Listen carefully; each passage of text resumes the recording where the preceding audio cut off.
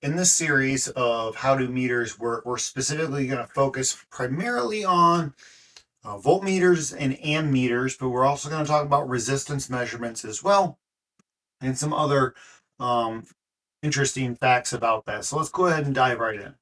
First thing that we need to establish is electricity and what we're actually doing, right? So let's make some comparisons. So a lot of you might have heard of electricity and the water analogy. Most people would say that their electricity and water have an analogy where voltage is the water pressure. And I would like to make a distinction that some don't say. They'll say that the current is the water, and I would say that's mostly inaccurate. Let's go ahead and say that the current is the water flow rate, right? So that's really important because of how you measure it and what we're intending to measure.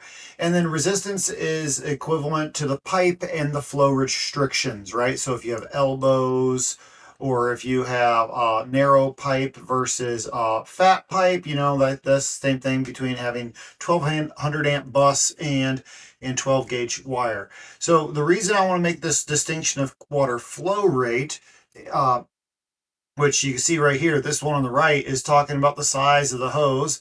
That's really not accurate. What we want to talk about is the water flow rate.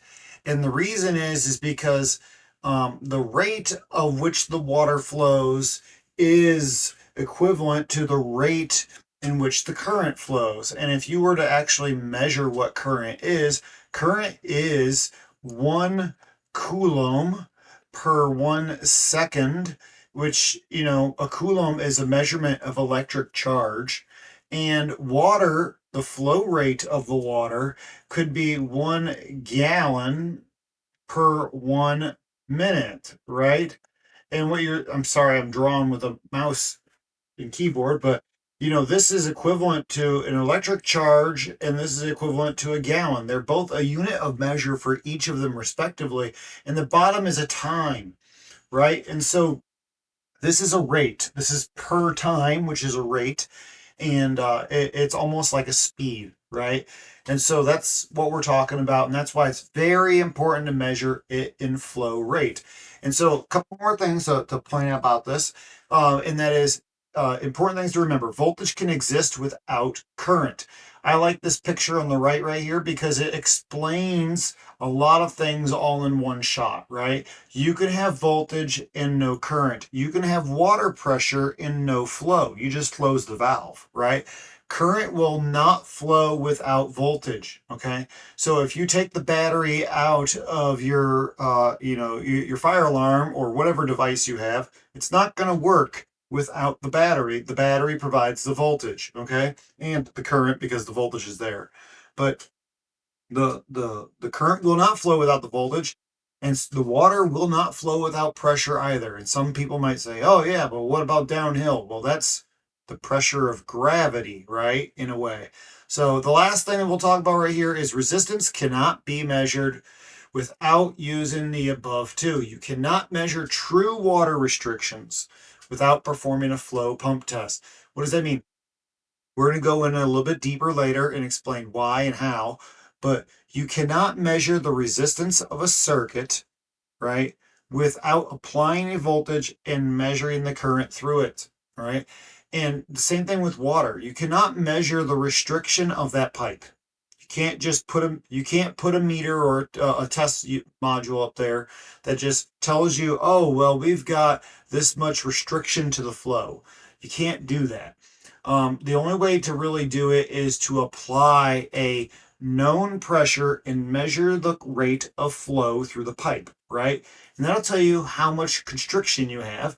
And the same thing is equivalent to measuring resistance. You apply the voltage and you measure the current, and the calculated resistance is what we get. So when we do resistance measurements, we're not actually measuring resistance, we're calculating it. All right.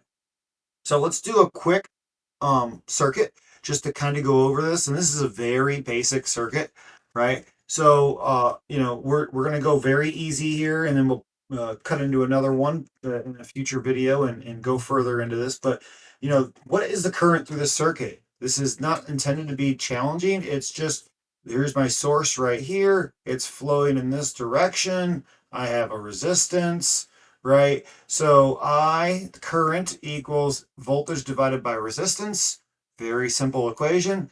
Let's substitute in our values. 9 volts divided by 3,000 ohms. Don't forget this is a kilo ohm on the right hand side, so that's 3,000 ohms.